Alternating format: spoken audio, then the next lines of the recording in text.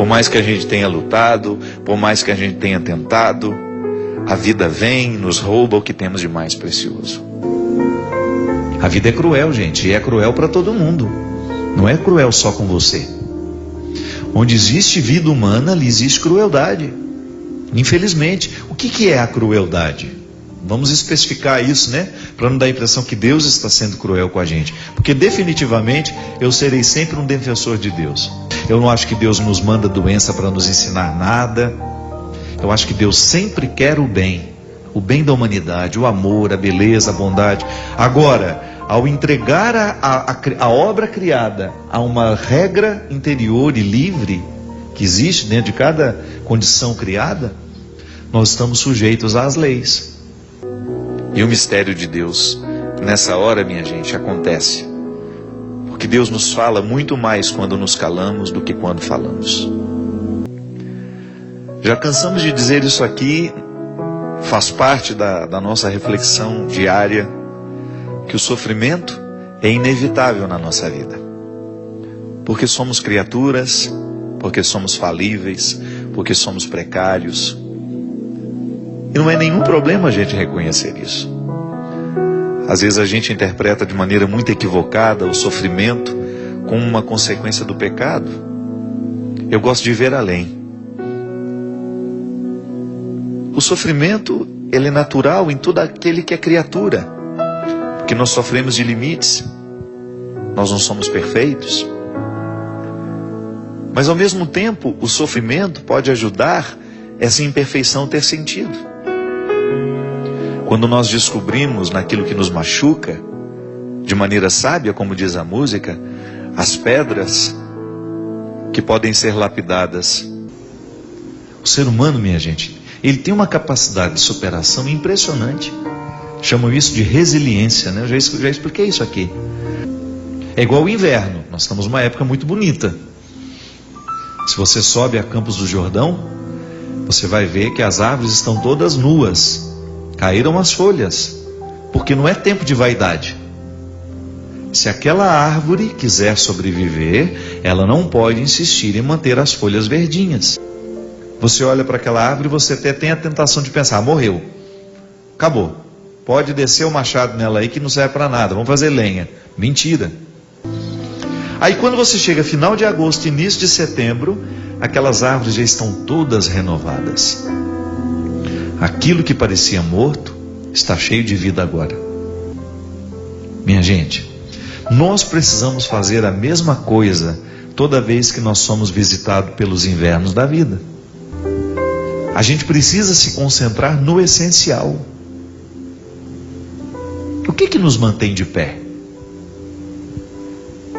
Aí você começa a elencar e você vai riscando as bobagens que nós vamos assumindo ao longo das nossas vidas. O que nos mantém de pé? São os compromissos sociais? O que nos mantém vivos?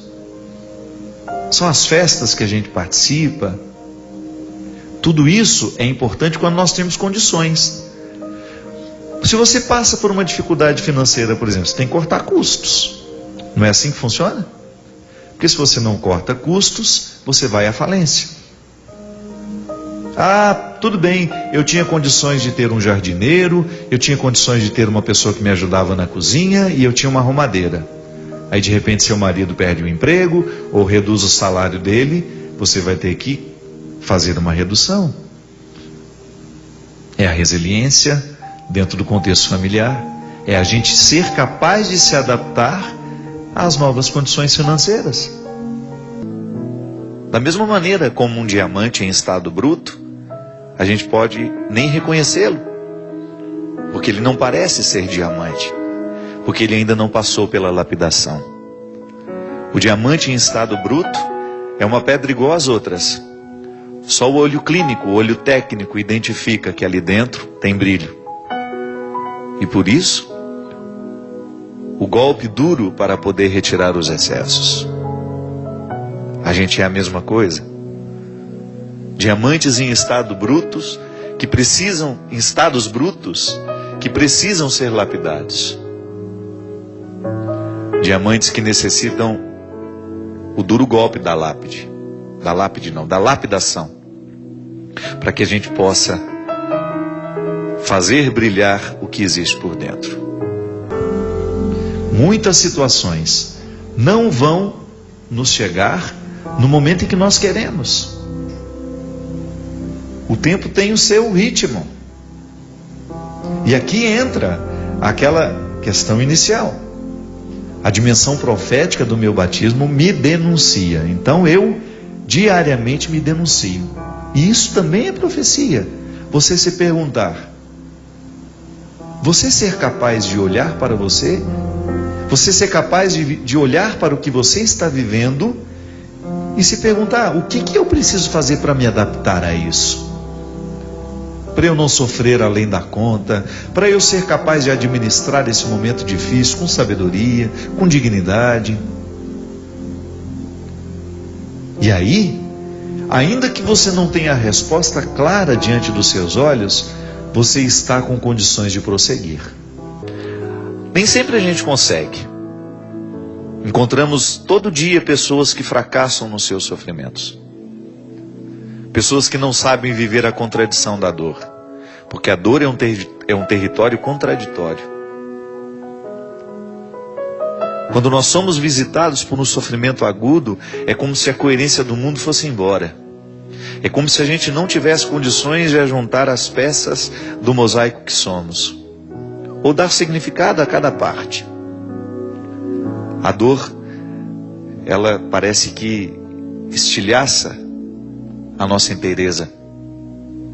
Porque às vezes a gente, por causa da dor que sente, a gente toma decisões precipitadas. Eu mesmo acompanhei um caso de uma senhora que perdeu o marido e o filho num acidente, e ela já aos 50 e poucos anos, queria de toda maneira adotar uma criança imediatamente à morte, à perda daqueles entes queridos. É claro que não é sábio fazer um negócio desse. A opção por adotar uma criança não pode ser uma maneira de fugir da minha dor. Porque quando uma pessoa que nós amamos é retirada do nosso meio, o nosso mundo perde a coerência. Mas essa perda pode ser temporária. Quando pela força da ressurreição nós começamos a resgatar a memória daquele que nós amamos e que nos deixou, e trazemos essa pessoa para o nosso dia a dia de outra forma, que não é mais física, não é mais material. É impressionante, minha gente, como é dom de Deus em nós a resiliência. A vida é assim mesmo, nós somos criaturas, nós adoecemos, nós morremos, e é claro que esse é um alento, eu sei que é um conforto para o coração da gente pensar, Deus me tirou. O que Ele dá, tudo que nasce um dia morre. É claro que a gente não gostaria que morresse tão cedo, a gente gostaria que todo mundo morresse velhinho, doente na cama em casa, né? Sem aquelas aparelhagens de UTI horrorosas, estendendo uma vida que nem é vida mais. A gente gostaria que todo mundo que a gente ama morresse lá com 100 e poucos anos e apagasse como se apaga uma vela, sem sofrimento, mas não é assim. É natural que no momento em que você perde seu filho, você sinta que Deus lhe causou um prejuízo. É uma visão ingênua, mas acontece. Depois a própria vida nos amadurece para pensar que aquilo não foi Deus. É o acontecimento natural da vida. A vida está entregue à liberdade de ser o que pode ser. Então nós estamos abertos, nós estamos entregues às mãos dessa vida, onde acidentes podem acontecer por negligências nossas, ou até porque morremos naturalmente. O corpo morre. A cada dia nós vamos perdendo a vitalidade, e por isso a experiência do cuidado é tão importante para que essa saúde seja mantida. Por isso os exames periódicos, a gente vai ao médico, procura para descobrir a tempo as doenças que, se não descobertas a tempo, podem nos matar sim. É a vida. Somos nós parceiros de Deus aí na manutenção de tudo isso, mas de vez em quando não dá certo. De vez em quando não dá certo. Você imagina se Deus ficar interferindo em tudo o tempo todo? Ele retira a liberdade do mundo, né? Mas tá bom, a gente acredita que quando a gente reza, Ele nos atende. Eu não estou entrando nesse mérito. Eu estou só dizendo que Quando uma coisa ruim acontece conosco, não cabe perguntar por quê. Deus nos dotou de capacidade de resiliência, que é a gente mudar de forma, suportar o que está acontecendo e depois a gente reassumir de uma maneira ainda mais madura a nossa aventura de ser quem somos. A vida, quando ela é cruel com a gente, porque ela tem uma dimensão cruel, sim, eu preciso ser capaz de assumir aquela minha dor, olhar para ela com muita maturidade, esperar o tempo para que isso fique harmonizado dentro de mim e depois decidir. Não é sábio, depois de perder o marido e o filho num acidente, que eu saia correndo para adotar uma criança como se eu pudesse substituir a dor sentida por uma criança. É possível que eu jogue sobre esta criança um fardo tão terrível de ser levado, que eu vou ser cruel com ela também. É que nós temos medo. Nós temos medo da solidão. Nós temos medo do impacto que os acontecimentos ruins causam na nossa alma. Mas não há outra maneira de superá-los senão enfrentando-os. A morte faz isso. A morte retira de nós a coerência, e durante aquele período de luto nós somos jogados a um contexto onde nós assumimos um novo jeito de ser. E aqui está a sabedoria. Quando Deus participa do nosso processo, quando o coração tem fé, quando a fé faz parte do processo daquela pessoa, essa resiliência se torna um processo natural. E ainda que a gente fique revoltado, que a gente fique chateado, e é natural que seja assim, porque nós somos precários, é natural que sentimentos mesquinhos também aconteçam no coração de pessoas boas, só não é natural que ele prevaleça.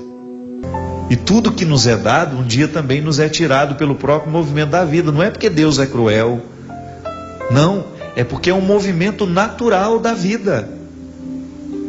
Porque as pessoas vão embora não é só quando morrem. Tem mãe que tem uma dificuldade muito grande quando o filho vai se casar, por exemplo. Quando um filho resolveu montar o próprio apartamento, ela cai de cama, deprimida, toma 3, 4 antidepressivos, só porque o menino foi embora. Não é assim? Você conhece gente assim? Eu conheço assim um monte. Por quê?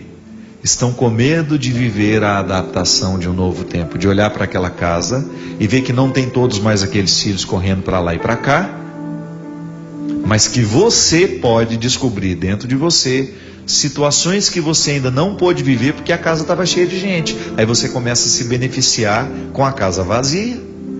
Não é tão ruim assim. Ah, padre, você fala isso porque não é com você. Eu sei. Mas eu também experimento a minha solidão. Eu sei como é positiva essa solidão quando bem administrada.